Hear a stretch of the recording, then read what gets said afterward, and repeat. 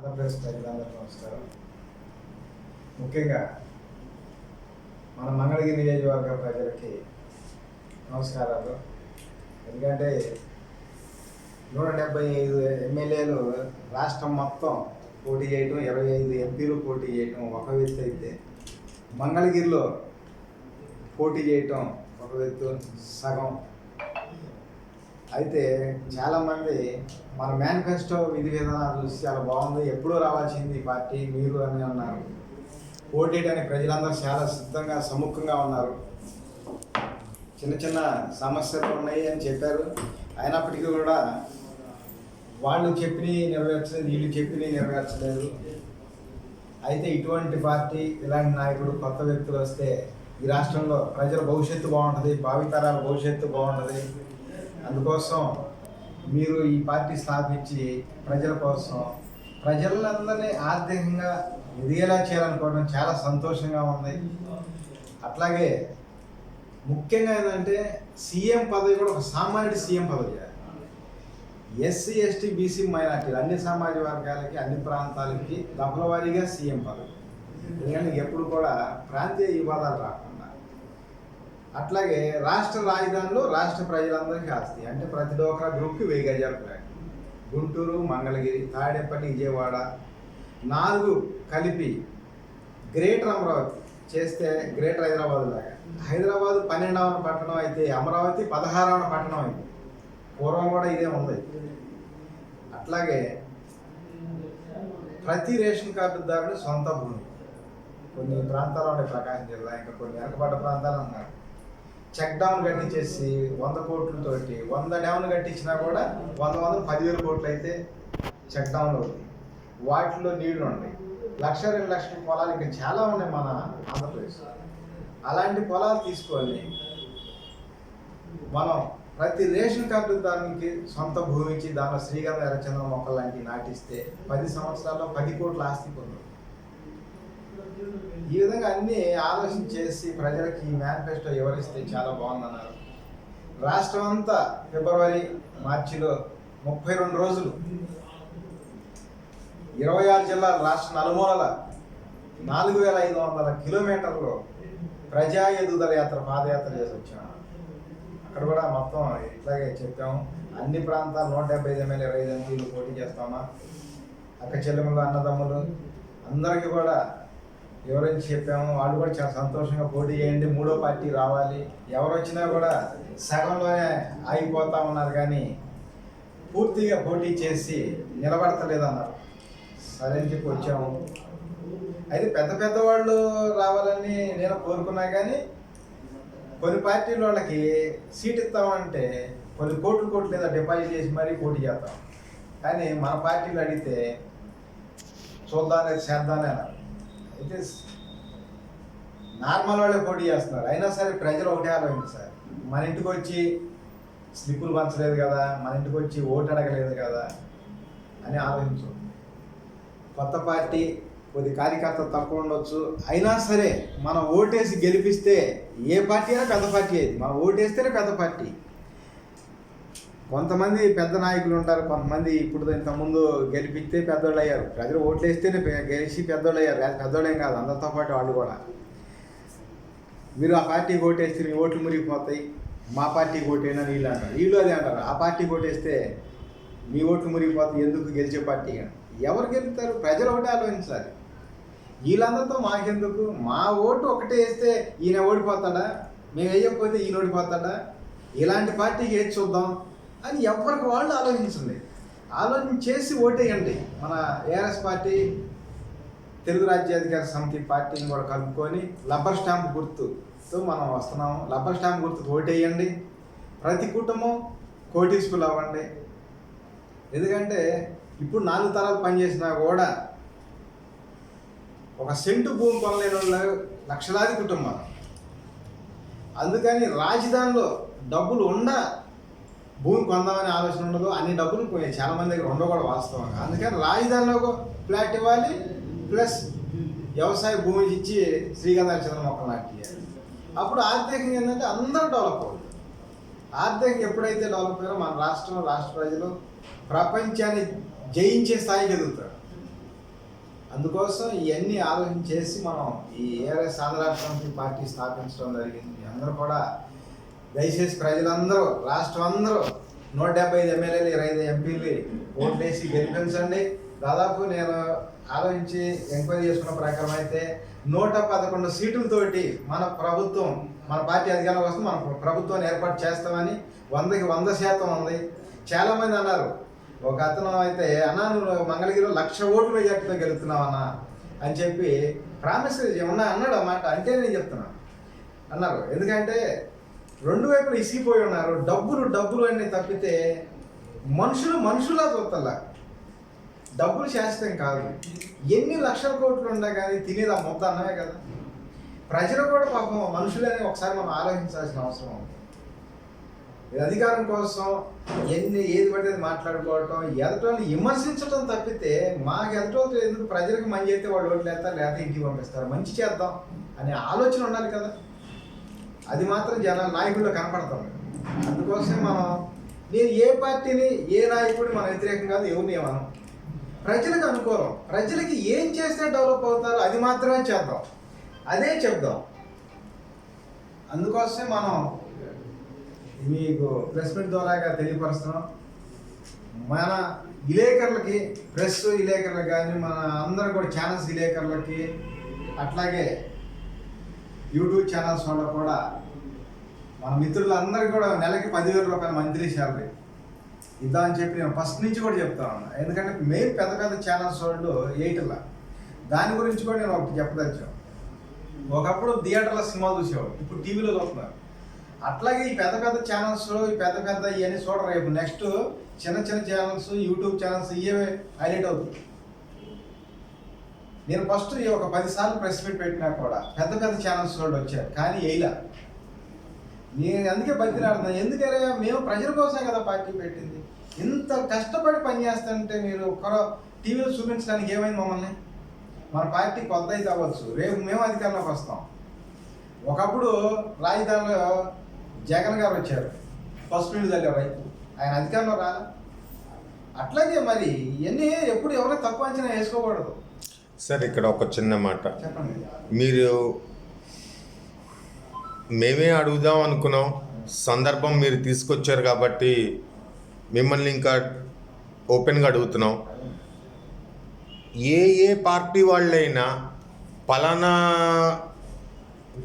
Caste వాళ్ళకి ఇలా చేస్తాం, పలానా వృత్తి వాళ్ళకి ఇలా చేస్తాం అని వాళ్ళ మీదే, వాళ్ళ ఓటు బ్యాంక్ ఉంది కాబట్టి వాళ్ళ మీదే దృష్టి పెట్టుకుని ఏదో ఇది చేసామా అది చేసామా అని ఆలోచిస్తున్నారు. కానీ మేమందరం రిజిస్టర్డ్ రిపోర్టర్స్ సార్, సంవత్సరాల తరబడి దీని మీదే ఉన్నవాళ్ళం.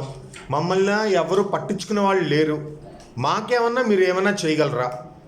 ఏదో మీరు తుండకాపాయం కానీ కాదు, ఇప్పుడు ఒక లిమిటెడ్ సోర్స్ ఆఫ్ ఇన్కమ్. ఇదివరకు ఇప్పుడు ఎలాగంటే దూరదర్శన్ టీవీ ఉన్న రోజుల్లో, లేకపోతే ఇంకోటి కేవలం గవర్నమెంట్ పేపర్లు ఉన్న రోజుల్లోనే రిజిస్టర్డ్ రిపోర్టర్స్ అని కొంతమంది ఉండేవాళ్ళు. వాళ్ళకి ఎందుకు నేను going back in to the history and telling, United ఆంధ్రాలో ఉన్న రోజుల్లో 95 ముందు రిజిస్టర్డ్ రిపోర్టర్స్గా ఉన్నప్పుడు హైదరాబాద్లోనే, ఔటర్ హైదరాబాద్లో ఒక్కొక్క రిపోర్టర్కి 300 గజాల ఇళ్ల స్థలం అలాట్ చేశారు. దాని తర్వాత మళ్ళీ ఇంతవరకు లేదు. ఇంకా 30 సంవత్సరాలుగా ఇంతవరకు లేదు. రిపోర్టర్ని పట్టించుకునే వాళ్ళు లేరు. మాకేమన్నా మీరేమన్నా చేయగలరా? 100% ఆల్రెడీ నెలకి 10,000 రూపాయలు మంత్లీ శాలరీ. అదే సార్, ఎందుకంటే అలాంటి ఒక భుక్తి ఉంటుంది అని అనుకున్నప్పుడు ఇలాగా పలానా ఆయన దగ్గరికి వెళ్తే 10,000 ఇస్తారులే, ఈ న్యూస్ కవర్ చేద్దాం, ఇలాంటి వాటికి ఎవరు ఆశపడరు. నిజంగా ధైర్యంగా చూపించగలుగుతారు. కానీ ఇప్పుడు మనం చెప్పింది ఏంటి, ప్రతి రేషన్ కార్డుదారునికి సొంత భూమి ఇస్తాం. ప్రెస్ మీట్ వాళ్ళలో సొంత రేషన్ కార్డు ఉన్నారు కదా. అట్లాగే మరి రాజధానిలో రాష్ట్ర ప్రజలందరూ కాల్చారు. ప్రతి డోక్రా గ్రూప్ డోక్రా గ్రూప్ ఉంటారు కదా, రాజధాని ఫ్లాట్ వచ్చింది కదా. ప్లస్ ఈ రెండు కాక ప్లస్ మళ్ళీ మీకు నెలకి 10,000 రూపాయలు మంత్లీ శాలరీ ఇస్తాం. 175 నియోజకవర్గంలో మొత్తం క్యాండిడేట్ నేమ్స్ అని కన్ఫర్మ్ చేశారు సార్. మంత్రి అంటారు. గేమ్స్ అది కన్ఫర్మ్ అయిపోయినాయి. 175 ఎమ్మెల్యే 25 ఎంపీలు కూడా కన్ఫర్మ్ చేశారు. 25 ఎంపీలు కూడా. మొత్తం నామినేషన్ ఆ లిస్ట్ ఇస్తారా మాకు? లిస్ట్ ఆల్రెడీ లోపల ఇచ్చాము. వాటిలో కొన్ని చేంజెస్ వస్తాయి మళ్ళీ. ఓకే, మళ్ళీ తెలుసు. ఓకే, ఎట్టి పరిస్థితులు కూడా ఒక్క నామినేషన్ కూడా ఆపరు. ఎక్కడ ఒక నియోజకవర్గం కూడా టోటల్ 175 ఎమ్మెల్యే స్థానాలు, 25 ఎంపీ స్థానాలు, 100కి 100% పోటీ చేస్తాం. ఎక్కడ ఆపరు. ఏదైనా మేము ప్రజల కోసం కష్టపడి పనిచేస్తాం. నేను ఒక పేద రైతు కుటుంబం నుంచి వచ్చాను. నా సెమట్లో నుంచి వచ్చిన మీ ప్రాపర్ మంగళగిరినా సార్? మాది నిడుముక్క, తాటిపూడి నియోజకవర్గం నిడుముక్కల. అయితే మాది ఎస్సీ కాన్స్టిట్యూషన్ కాబట్టి మంగళగిరి పోటీ చేస్తాం.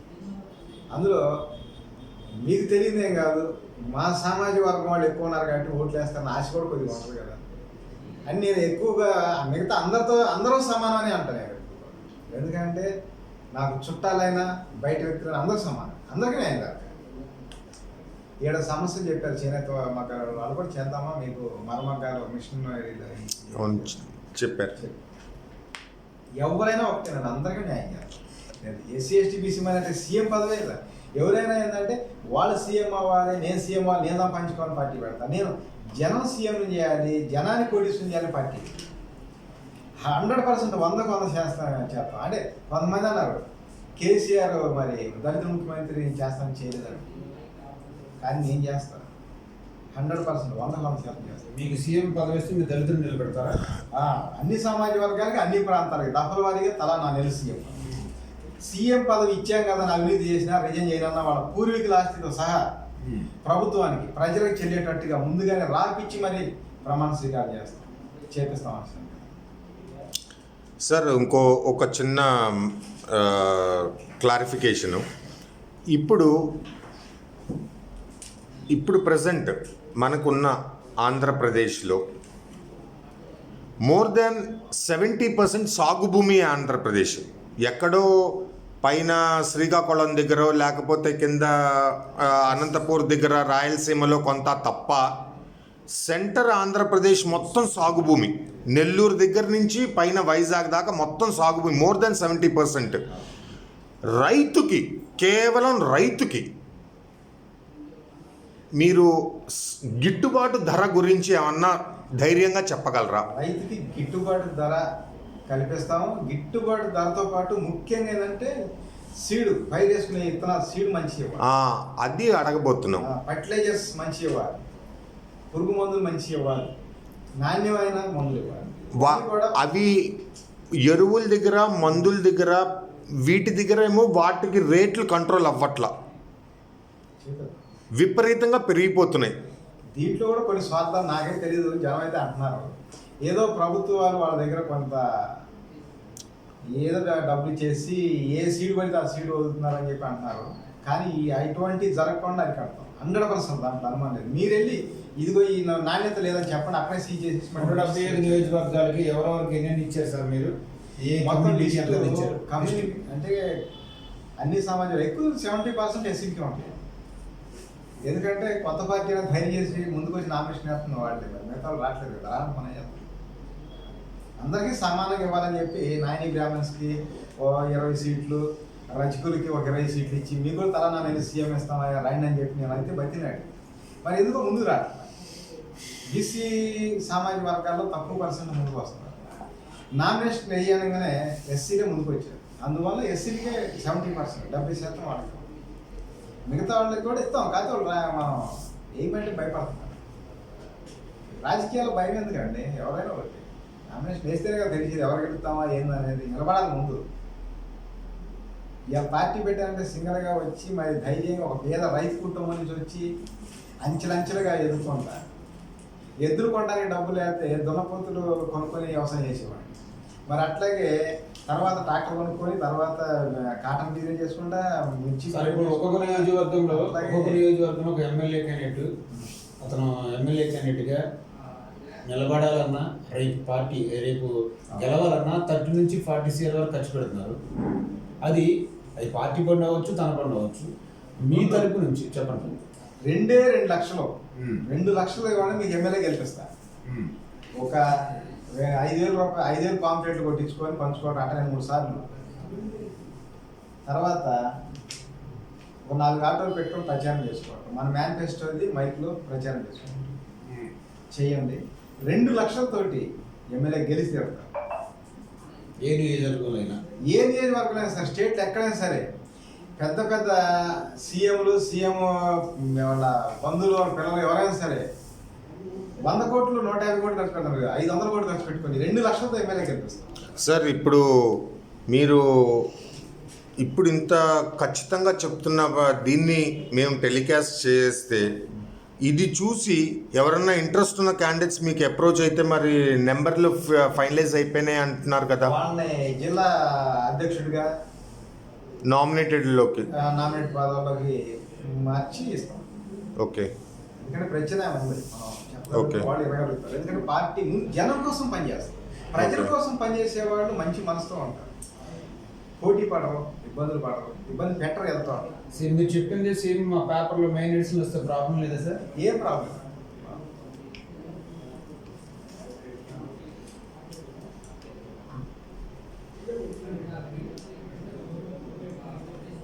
వచ్చేసాను సార్. Okay sir.